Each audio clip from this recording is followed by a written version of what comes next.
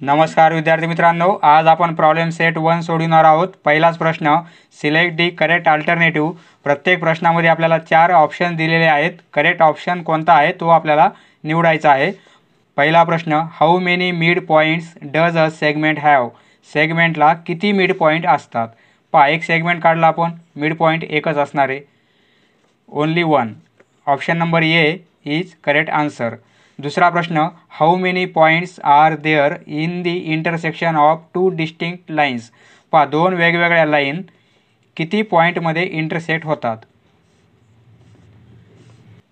पहा, या दोन लाईन आहेत, लाईन एल आणि लाईन एम, एकाच पॉईंटमध्ये इंटरसेक्ट झालेले आहेत, म्हणजे option number C is correct answer, only one point.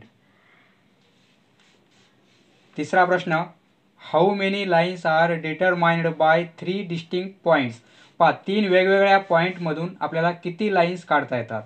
हा एक पॉईंट, हा एक आणि हा एक, हे 3 पॉईंट घेतले आपण। सपोज ए, बी आणि सी हे 3 वेगवेगळे पॉईंट आहेत। एक अशी लाईन ड्रॉ करता येईल आपल्याला, बी आणि सी मधून एक लाईन ड्रॉ करता येईल, आणि ए आणि सी मध्ये एक लाईन ड्रॉ करता येईल, म्हणजे 3 लाईन ड्रॉ करता येतात। परंतु हे तिन्ही पॉईंट येथे आपल्याला नॉन कोलिनियर होते, एका रेषेवर नव्हते, म्हणजे नॉन कोलिनियर आहेत हे तिन्ही पॉईंट। 3 पॉईंट जर नॉन कोलिनियर असतील तर 3 लाईन काढता येतात, परंतु तिन्ही पॉईंट जर कोलिनियर असतील म्हणजे एकाच लाईनवर असतील, पहा ए, बी, सी हे 3 पॉईंट एकाच लाईनवर आहेत, तर त्यामुळे ह्या 3 पॉईंटमधून एकच लाईन काढता येईल, कोलिनियर। जर 3 पॉईंट कोलिनियर असतील तर आपण त्या 3 पॉईंटमधून एकच लाईन काढू शकतो, आणि 3 पॉईंट नॉन कोलिनियर असतील तर आपण 3 लाईन काढू शकतो, म्हणजे आपला आन्सर काय येईल? 1 और 3। 1 और 3, option number C is correct answer. चौथा प्रश्न, find distance A to B if coordinates of A and B are -2 and 5 respectively. पहा, ए आणि बी चे आपल्याला कोऑर्डिनेट दिलेले आहेत, हे दोन पॉईंट आहेत ए आणि बी, त्यांचे कोऑर्डिनेट -2 आणि 5 आहे। कोऑर्डिनेट ऑफ ए चा कोऑर्डिनेट -2 आहे, कोऑर्डिनेट ऑफ बी चा कोऑर्डिनेट 5 दिलेला आहे। येथे 5 ग्रेटर आहे -2 पेक्षा, म्हणजे डिस्टन्स ए बी किती येणार आहे? डिस्टन्स फ्रॉम ए टू बी, हे डिस्टन्स 5 मधून आपण मायनस करणार -2, कारण मोठ्या नंबरमधून छोटा नंबर मायनस करायचा आपल्याला, डिस्टन्स काढायचं त्यामुळे। तर 5 मायनस मायनस प्लस होतील 2, 5 + 2 म्हणजे 7। Option number C is correct answer. पाचवा प्रश्न, if P Q R P'Q' म्हणजे क्यू हा पॉईंट पी आणि आरच्या बिटवीन आहे, म्हणजे पी या प्रकारचे पॉईंट आहेत आर आणि बिटवीन क्यू पॉईंट आहे। पहा, अशी जर कंडिशन असेल तर हे डिस्टन्स प्लस हे डिस्टन्स इक्वल टू हे टोटल डिस्टन्स, म्हणजे distance from P to Q plus distance from Q to R equal to distance from P to R. तर आता इथे आपल्याला पी क्यूचं डिस्टन्स 2 दिलेलं आहे, पी क्यू 2 आहे, डिस्टन्स क्यू आर काढायचं आहे, म्हणजे डिस्टन्स क्यू आर काढायचं आहे, तर पी आरचं डिस्टन्स आपल्याला 10 दिलेलं आहे। मग यावरून डिस्टन्स क्यू आर किती होईल? Q to R equal to 10, हे 2 मायनसमध्ये येतील, म्हणजे डिस्टन्स येईल 8, म्हणजे option number B is correct answer. Next दुसरा प्रश्न, ऑन अ नंबर लाईन। पहा, नंबर लाईनवर पी, क्यू आणि आर हे पॉईंट्स आहेत आणि त्यांचे कोऑर्डिनेट 3, -5 आणि 6 आहेत। पहा, पीचा कोऑर्डिनेट आपल्याला 3 दिलेला आहे, क्यूचा कोऑर्डिनेट -5 आहे आणि आरचा कोऑर्डिनेट 6 आहे। तर हे दिलेले स्टेटमेंट ट्रू आहेत का फॉल्स आहेत हे आपल्याला ठरवायचं आहे। तर पहा, पी, क्यू, आर हे 3 प्रकारचे पॉईंट आहेत, नंबर लाईनवर आहेत, म्हणजे कोलिनियर पॉईंट्स आहेत। तर आता हे 3 पॉईंट घेऊ आपण। पहा, सर्वात लेफ्ट साईडला कोणता नंबर असेल? क्यू असेल, कारण तो मायनसमध्ये आहे. -5 नंतर नंबर कोणता येईल? नंबर लाईनवर 3 येईल, म्हणजे 3 येथे असेल. आणि 6 3च्या नंतर येईल, म्हणजे 6 येथे असेल. हा क्यू होईल P आणि हा R पॉईंट. आता सर्वप्रथम आपण काय करू? हे डिस्टन्स काढून घेऊ. From Q to P, P to R आणि Q टू R हे डिस्टन्स आपण काढून घेऊ. पहा डिस्टन्स QP किती होईल? Q टू P मोठ्यामधून छोटा नंबर मायनस करायचा, म्हणजे 3 -5 होतील. 3 -5 तर काय होईल? 3 प्लस होतील 5 म्हणजे 8. हे डिस्टन्स किती असेल? 8 असेल. आता आपण PR काढू. Distance from P to R. P आणि R यामध्ये 6 ग्रेटर आहे, म्हणजे म्हणून आपण 6मधून 3 मायनस करणार. तर किती येईल? 3. म्हणजे हे डिस्टन्स येईल आपलं 3. म्हणजे हे टोटल किती येईल? 8 + 3 11 येईल. आपण चेक करू. Distance Q to R. Q आणि R यामध्ये R मोठा आहे, म्हणजे 6 -5 होतील. म्हणजे 6 -+ 5 = 11. म्हणजे टोटल डिस्टन्स किती आलेलं आहे? 11 आलेलं आहे. आता दिलेलं स्टेटमेंट आपण चेक करू. Distance PQ. पहिलं स्टेटमेंट्स आपल्याला दिलेलं आहे. Distance from P to Q plus distance Q to R = distance P to R. आपण व्हॅल्यू पुट करू. PQची व्हॅल्यू, PQ डिस्टन्स 8 आहे, QR डिस्टन्स 11 आहे आणि PR डिस्टन्स किती आहे? 3 आहे. हे किती होतील? 19 होतील आणि =3. 19 आणि 3 इक्वल आहेत का? नाहीत. म्हणजे दिलेलं स्टेटमेंट फॉल्स आहे. आपल्याला इथे इक्वल दिलेलं आहे, परंतु ते इक्वल नाही. त्यामुळे दिलेलं स्टेटमेंट चुकीचं आहे, फॉल्स आहे. Therefore distance plus distance Q to R = distance PR हे करेक्ट नाही आहे, म्हणजे ट्रू नाही आहे. It is false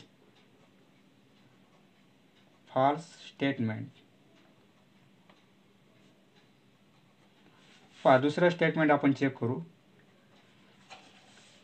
distance P to R plus distance R to Q = distance P आणि Q. व्हॅल्यू पुट करू आपण. PR हे डिस्टन्स किती आहे? 3 आहे.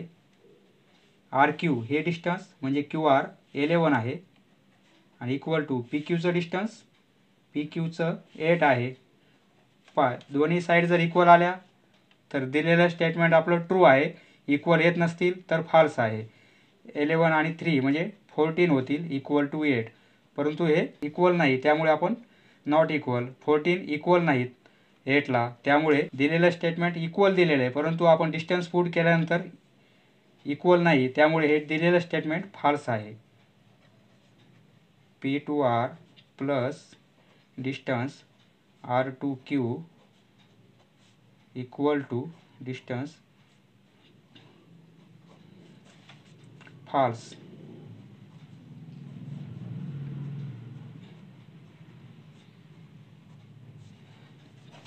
तिसरं स्टेटमेंट आपल्याला दिलेलं आहे. Distance R to P plus distance from P to Q = distance between R and Q. Value put करू.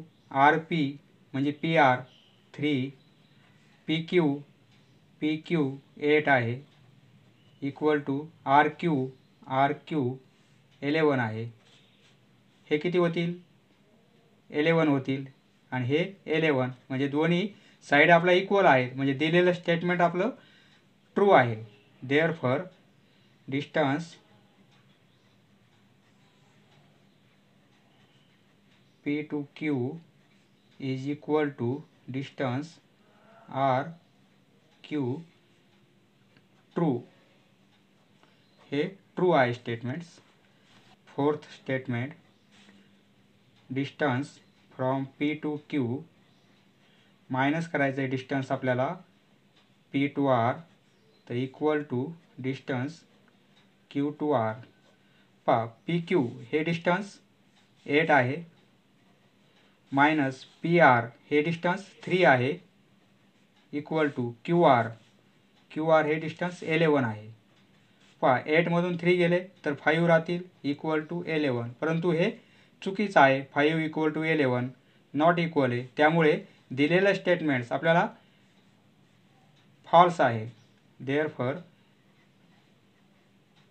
P to Q minus distance from P to R equal to distance Q to R हे दिलेलं statements false आहे. False statements. Next तिसरा प्रश्न, coordinates of some points. पहा येथे आपल्याला पॉईंट्सचे coordinate दिलेले आहेत, तर ह्या पॉईंटमधील डिस्टन्स किती असेल ते काढायचं आहे. पहा कोऑर्डिनेट 3 आणि 6 दिलेले आहेत. 3 आणि 6 यामध्ये 6 ग्रेटर आहे 3 पेक्षा, म्हणजे आपण काय करणार, डिस्टन्स काढताना डिस्टन्स काय येईल त्या दोन पॉईंट्समधील मोठ्या नंबरमधून छोटा नंबर मायनस करणार. म्हणजे काय होईल, 6 मायनस 3 म्हणजे 3 येईल. डिस्टन्स आपलं 3 येणार आहे. -9 आणि -1 हे दोन कोऑर्डिनेट दिलेले आहे आपल्याला, तर येथे -1 मोठा आहे -9 पेक्षा, म्हणजे आपण डिस्टन्स काढायचं आहे. तर मोठ्या नंबरमधून छोटा नंबर मायनस करणार, म्हणजे -9 होतील. म्हणजे -1 मायनस मायनस प्लस 9, 9 मायनस 1 म्हणजे 8. डिस्टन्स किती येईल, 8 येईल. नंतर कोऑर्डिनेट आहेत -4 आणि 5. 5 ग्रेटर आहे -4 पेक्षा, म्हणजे आता डिस्टन्स काढायचा असेल त्या दोन पॉईंट्समधील, तर मोठ्या नंबरमधून आपण छोटा नंबर मायनस करणार.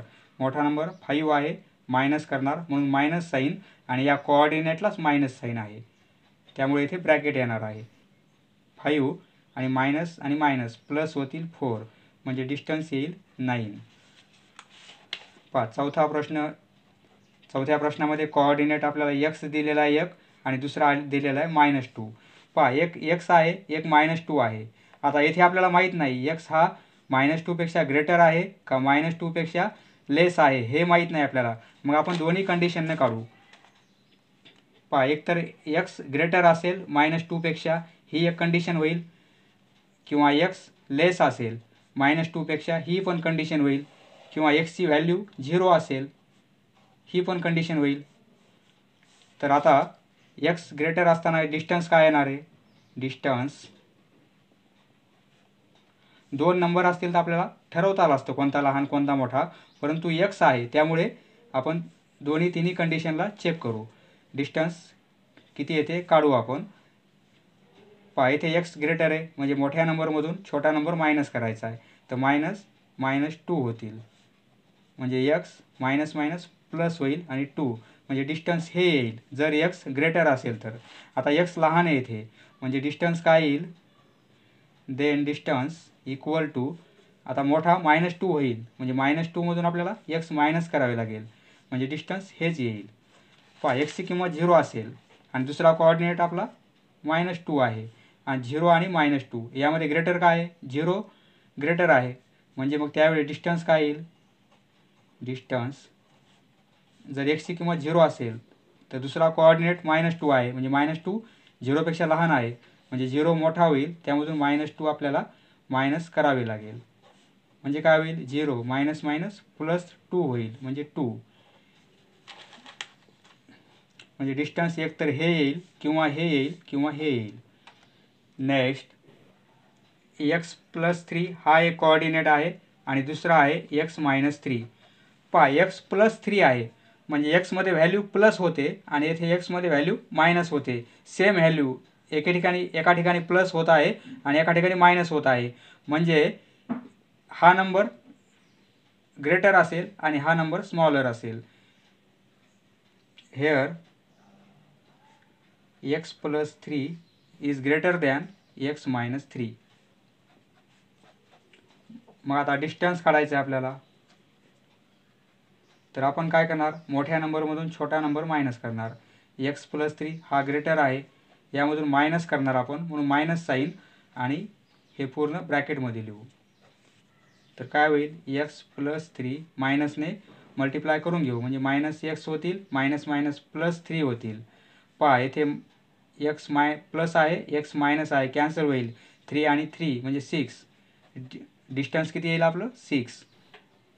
-25 आणि -47 हे दोन कोऑर्डिनेट आहेत. आता -25 हा ग्रेटर आहे -47 पेक्षा. तर आता डिस्टन्स काढायचं आहे आपल्याला. तर डिस्टन्स काढायचं म्हणलं तर मोठ्या नंबरमधून, मोठा नंबर येथे -25 आहे, त्यामधून मायनस करायचा आहे, हे -47 मायनस करायचं आहे म्हणून मायनस साईन, आणि या कोऑर्डिनेटलाच मायनस साईन आहे, म्हणजे येथे मायनस मायनस दोन वेळेस येतील. -25 मायनस मायनस प्लस होतील 47. 47 मधून 25 गेले, राहतील 22. डिस्टन्स येईल आपलं 22. एक निगेटिव्ह नंबर आहे, एक पॉझिटिव्ह नंबर आहे. तर पॉझिटिव्ह नंबर ग्रेटर असतो, म्हणजे 80 ग्रेटर दॅन -85. तर डिस्टन्स काय येईल, तर डिस्टन्स इक्वल टू, त्या दोन पॉईंटमधील डिस्टन्स किती असेल, 80मधून आपल्याला मायनस करावे लागेल -85. म्हणजे काय होईल, 80 मायनस मायनस प्लस होतील 85. हे ॲडिशन येणार आहे 165. नेक्स्ट चौथा प्रश्न मित्रांनो, coordinate of point P on a number line is -7. Number लाईनवर पी पॉईंटचा कोऑर्डिनेट आपल्याला -7 दिलेला आहे. समजा हा पी पॉईंट आहे, त्याचा कोऑर्डिनेट -7 आहे. Find the coordinates of points on the number line which are at a distance from 8 from point P. 8 डिस्टन्सवर दुसरा एक पॉईंट असेल 8, हे डिस्टन्स 8 आहे, एक राईटला असेल आणि एक लेफ्टला असेल पॉईंट टू 8. हे डिस्टन्स किती आहे, 8. तर हा पॉईंट कोणता असेल आणि हा पॉईंट कोणता असेल, म्हणजे त्यांचे कोऑर्डिनेट काय असतील. समजा हा ए पॉईंट घेऊ आपण आणि हा पॉईंट बी घेऊ, तर हे कोऑर्डिनेट काय असतील हे आपल्याला काढायचे. पी पॉईंटपासून लेफ्टला 8 डिस्टन्सवर आणि पी पॉईंटपासून राईटला 8 डिस्टन्सवर असणाऱ्या पॉईंटचे कोऑर्डिनेट आपल्याला काढायचे. समजा हा x आहे आणि हा y आहे, हा x आणि हा y आपण कन्सिडर करू. कोऑर्डिनेट ऑफ पॉईंट पी, पीचा कोऑर्डिनेट इज -7 दिलेला आहे आपल्याला. Let A and B be the 2 points having coordinates